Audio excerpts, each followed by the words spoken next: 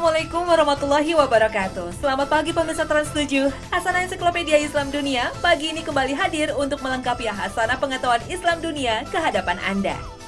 Dan hasanah pagi ini membahas mengenai pengobatan yang sesuai dengan syariat Islam atau dikenal Tibun Nabawi, pengobatan ala Nabi. Apa saja pengobatan yang dilarang oleh Rasulullah SAW? Dan pemirsa, jangan kemana-mana, simak sesaat lagi, tetap di Hasanah Ensiklopedia Islam Dunia.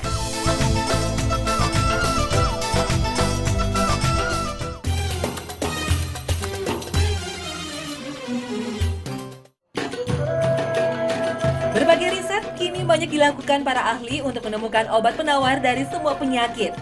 Rasulullah SAW mendorong umatnya untuk terus berikhtiar mengobati penyakit sebagaimana sabda Nabi. Sesungguhnya Allah tidak menurunkan suatu penyakit, melainkan juga menurunkan penawar baginya. Rasulullah juga memberi teladan berbagai pengobatan dan obat yang sesuai dengan syariat Islam. Penyakit kronis yang diderita bertahun-tahun sering membuat penderitanya putus asa dan kehilangan harapan. Selain mahal, berobat ke dokter seperti tidak ada hasilnya, hingga banyak yang mencari pengobatan alternatif. Bahkan kerap menempuh jalan pintas berobat ke paranormal atau dukun. Mereka rela mengikuti berbagai persyaratan seperti ritual dan sesajen yang belum terbukti kebenarannya dalam menyembuhkan penyakit. Inilah perbuatan syirik, meminta pertolongan dan kesembuhan kepada selain Allah SWT. Kita dibolehkan untuk berikhtiar untuk mencari pengobatan, tapi bukan dengan cara-cara goib yang melanggar syariat Islam. Banyak di antara kita yang tergoda dengan sebuah cerita, sebuah batu tiba-tiba menjadi ajaib, mampu menyembuhkan berbagai penyakit. Inilah sesungguhnya tipu daya setan untuk menjerumuskan manusia kepada kesesatan. Rasulullah mengingatkan dalam hadisnya, sesungguhnya jampi-jampi, jimat, dan tiwalah adalah syirik. Namun, jampi-jampi yang berasal dari Al-Quran dan hadis Nabi yang disebut metode ruqyah justru dianjurkan oleh Rasulullah tanpa meninggalkan pengobatan medis atau klinis. Para ulama menetapkan beberapa syarat jampi-jampi yang diperbolehkan oleh syariat, yaitu menyebut nama Allah. Kedua, menggunakan bahasa Arab atau bahasa lain yang dipahami maknanya. Ketiga, adanya keyakinan jampi-jampi itu tidak berpengaruh apapun kecuali dengan takdir Allah SWT. Nah, bagaimana dengan jimat yang menggunakan ayat-ayat suci Al-Quran? Apakah termasuk perbuatan syirik? Dikisahkan sebuah rombongan datang kepada Rasulullah untuk berbaiat, lalu Rasulullah menahan salah seorang di antara mereka. Ketika ditanya, kenapa ia tak boleh berbaiat? Rasulullah menjawab, di pundaknya terdapat jimat. Setelah jimat itu dilepaskan, Rasulullah baru membaiatnya. Kemudian bersabda, barang siapa yang menggantungkan jimat, berarti ia telah melakukan perbuatan syirik.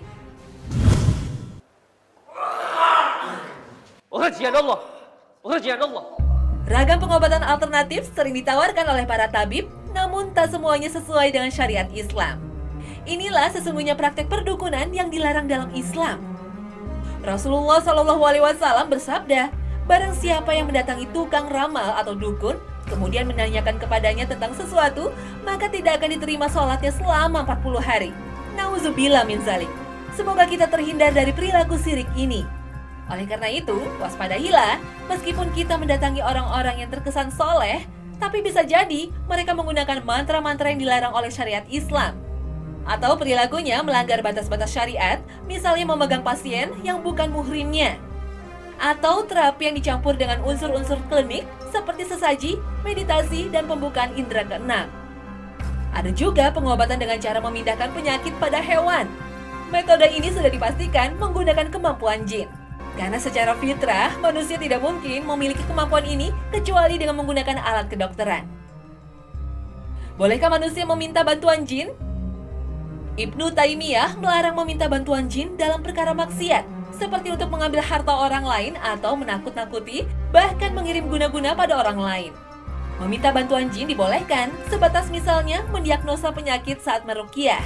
Tapi yang harus diingat, hukum asalnya meminta bantuan jin adalah dilarang. Selain tidak pernah dilakukan oleh Rasulullah, juga bangsa jin sering menyesatkan manusia, sebagaimana dalam firman Allah. وَيَوْمَ يَحْشُرُهُمْ جَمِيعًا يَا مَعْشَرَ الْجِنِّ قَدِ اسْتَكْثَرْتُم مِّنَ الْإِنسِ وَقَالَ أَوْلِيَاؤُهُم مِّنَ مِنَ الْإِنسِ رَبَّنَا اسْتَمْتَعَ بَعْضُنَا بِبَعْضٍ وَبَلَغْنَا أَجَلَنَا الَّذِي أَجَّلْتَ لَنَا. Dan ingatlah hari di mana Allah menghimpun mereka semuanya dan Allah berfirman, "Wahai segolongan jin, sesungguhnya kamu telah banyak menyesatkan manusia."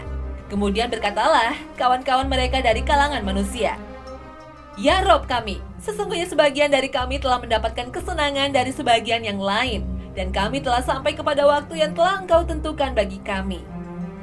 Oleh karena itu, berhati-hatilah dengan model ruqyah atau pengobatan dengan cara memindahkan penyakit kepada hewan, karena Islam melarang untuk menyakiti hewan.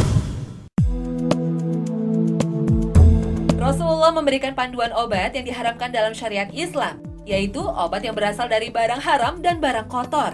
Nabi bersabda, Allah tidak menjadikan kesembuhan kalian dalam apa yang diharamkannya kepada kalian. Dewasa ini banyak meyakinkan darah ular termasuk obat. Padahal ular haram dikonsumsi baik daging maupun darahnya. Semua hewan yang dijelaskan keharamannya, baik dalam Al-Quran maupun hadis, tidak bisa dijadikan obat. Misalnya babi dan beragam binatang buas seperti harimau, serigala, dan buaya.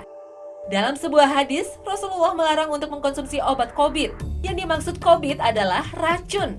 Racun bukannya akan memberi kesembuhan pada manusia, tapi kemudaratan. Nabi bersabda, barang siapa meminum racun, maka kelak racun itu di tangannya, dan diminumnya terus-menerus di neraka jahanam, kekal abadi di dalamnya. Demi sebuah kesembuhan, berbagai ikhtiar dicoba manusia. Dan air seni pun dicoba untuk diminum. Nauzubillah min zalik. Air kencing adalah barang najis, jelas haram untuk dikonsumsi.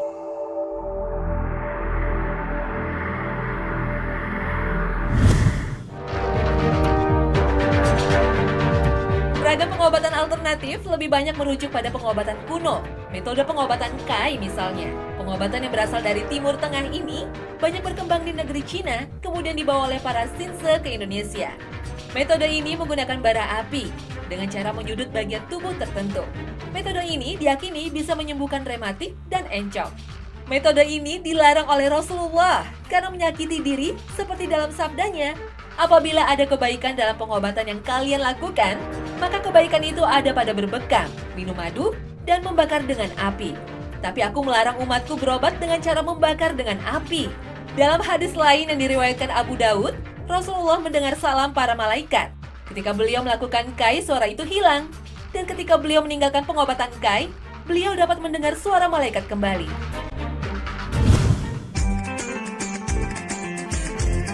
Bekam atau hijamah adalah teknik pengobatan dengan jalan membuang darah kotor dari tubuh manusia dari permukaan kulit. Dengan sistem vakum atau menghisap dengan kop, maka akan terbentuk drainase cairan tubuh kotor dan toksin serta mengalirkan darah bersih ke permukaan kulit. Sehingga akan menyebabkan perbaikan mikrosirkulasi yang berefek relaksasi atau pelemasan otot yang kaku. Bekam bisa mengobati berbagai penyakit seperti hemofilia, hipertensi, rematik, sakit punggung, migrain, dan vertigo. Inilah pengobatan yang dianjurkan oleh Rasulullah.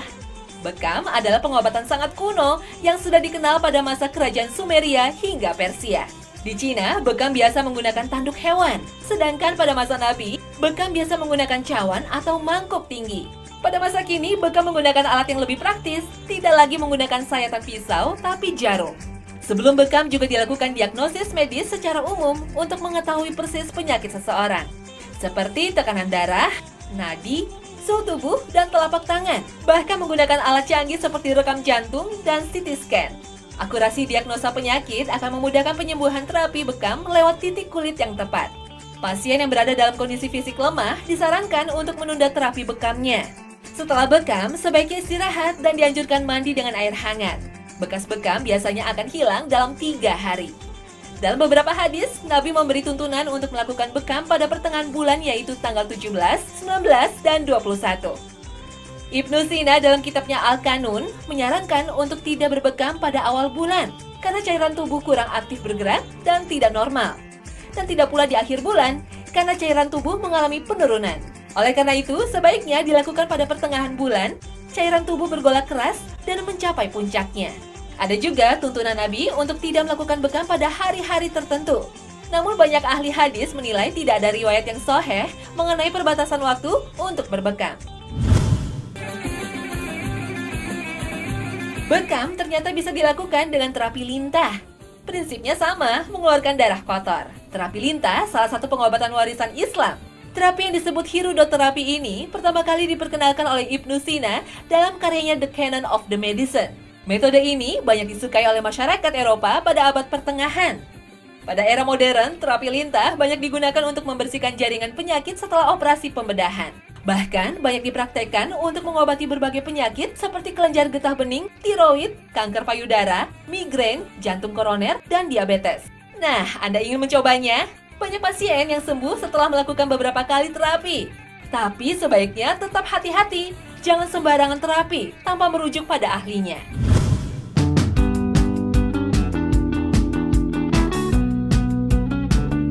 Pemirsa Hasanah, terapi pengobatan menggunakan binatang banyak digemari karena khasiatnya.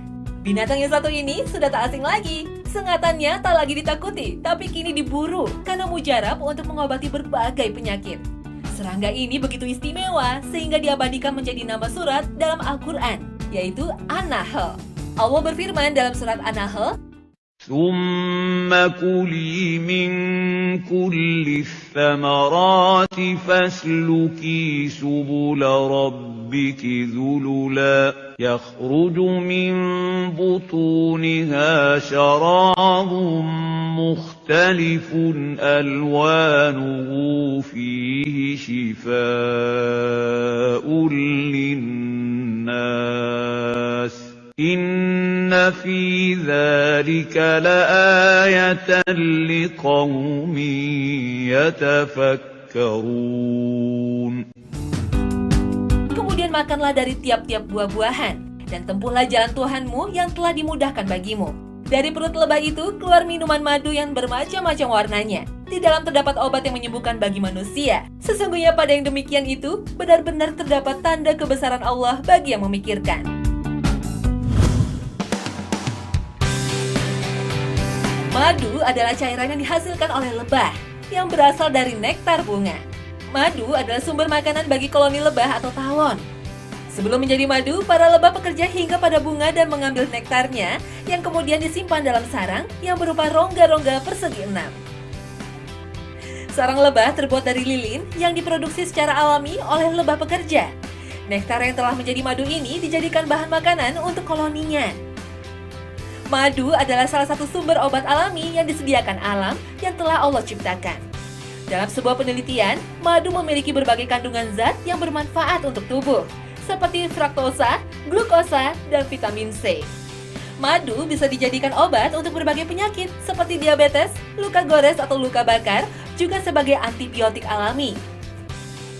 Tidak hanya madu, sarang lebah yang berbentuk heksagonal berguna bagi beberapa produk kecantikan, seperti kosmetik yang digunakan kaum hawa. Dalam sarang juga terdapat royal jelly. Lebah pekerja umumnya berumur 16 minggu, berbeda dengan lebah ratu. Umurnya lebih lama hingga 3 tahun, karena makanan utamanya royal jelly. Karena itulah royal jelly banyak dicari orang, karena khasiatnya dapat membantu pembentukan kolagen untuk memperlambat proses penuaan dan memperbarui sel-sel yang rusak. Ternyata inilah rahasia awet muda. Nah, tak hanya madu yang memiliki banyak khasiat. Sengatan lebah yang disebut api puntur juga dicari banyak orang. Tapi tak semua tubuh tahan dengan reaksi alergi akibat sengatan lebah. Oleh karena itu, sengatan lebih harus dilakukan secara bertahap. Terapi sengat lebah sudah lama dipraktekkan oleh masyarakat kuno. Racun lebah berkhasiat untuk mengobati peradangan dan penyakit degeneratif seperti kanker, jantung, diabetes, dan Parkinson. Dalam racun lebah terkandung sedikitnya 18 bahan aktif seperti melitin dan adolapin sebagai obat anti peradangan dan analgesik. Ada lagi khasiatnya, bagi yang bermasalah dengan berat badan, ternyata sengatan lebah sangat efektif untuk membakar lemak.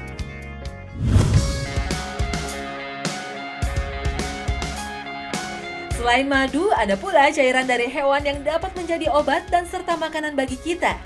Ya, inilah susu.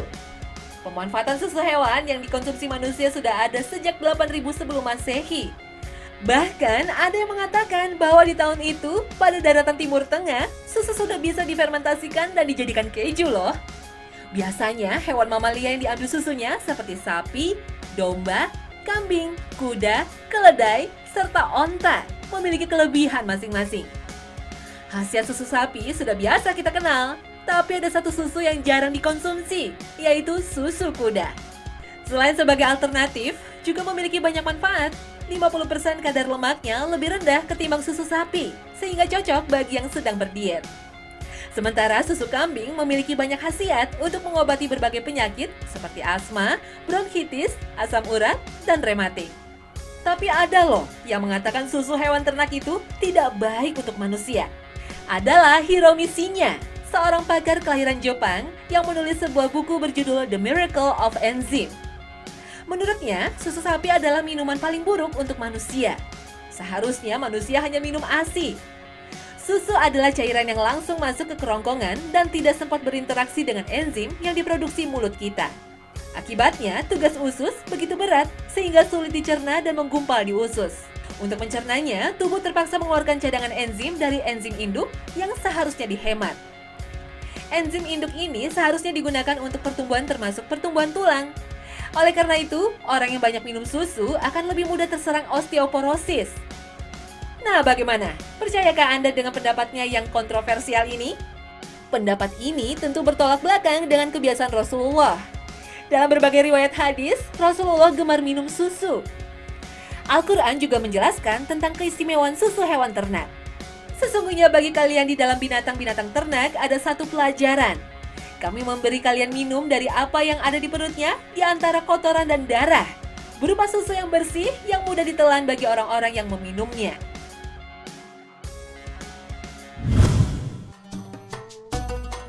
Pemirsa Hasanah, begitu banyak pengobatan Nabi yang bisa dijadikan pelajaran. Selain dari hewan ternak, juga ada yang berasal dari tumbuhan dan buah-buahan. Kita mengenalnya dengan istilah obat herbal. Obat herbal tidak hanya menyembuhkan, tapi juga mengembalikan keseimbangan tubuh. Obat herbal diyakini tidak ada efek samping. ينبت لكم به الزرع والزيتون والنخيل والأعناب ومن كل الثمرات إن في ذلك لآية لقوم يتفكرون. Berdasarkan hasil riset, minyak zaitun mampu menurunkan kadar kolesterol dan mengurangi resiko terjadinya penyumbatan dan penebalan pembuluh darah. Hasil riset pada tahun 1999 juga membuktikan negara paling miskin di Eropa yaitu Albania memiliki angka kematian terendah. Negara berpenduduk mayoritas muslim ini rupanya gemar mengkonsumsi minyak zaitun dalam setiap masakannya.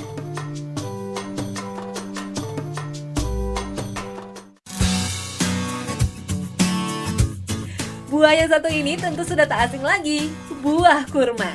Berdasarkan hasil uji klinis, kurma kaya dengan gizi, fitokimia, air, dan gula alamiah. Buah ini terbukti mampu mempertahankan kesehatan suku Baduy di Gurun Arab yang panasnya bisa mencapai 50 derajat Celcius. Kandungan fruktosa dan glukosanya menjadi sumber energi sekaligus kaya dengan asam amino. Kurma berkhasiat untuk meningkatkan kekebalan tubuh, melindungi jantung, membangun massa tulang, dan meningkatkan sel darah merah. Subhanallah.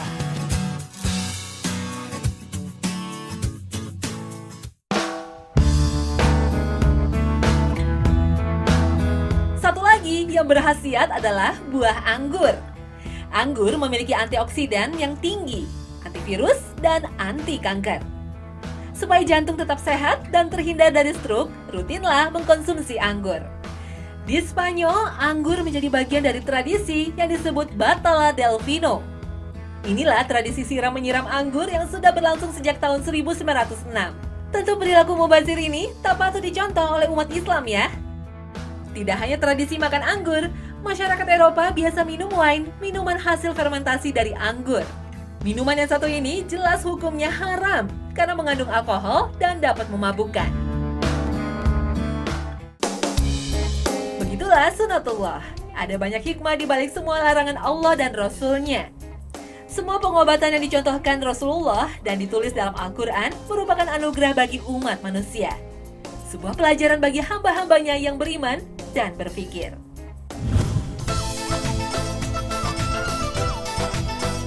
Nah pemirsa, inilah akhir kebersamaan kita dalam Hasanah pagi ini. Saksikan selalu Hasanah setiap hari Senin hingga Jumat.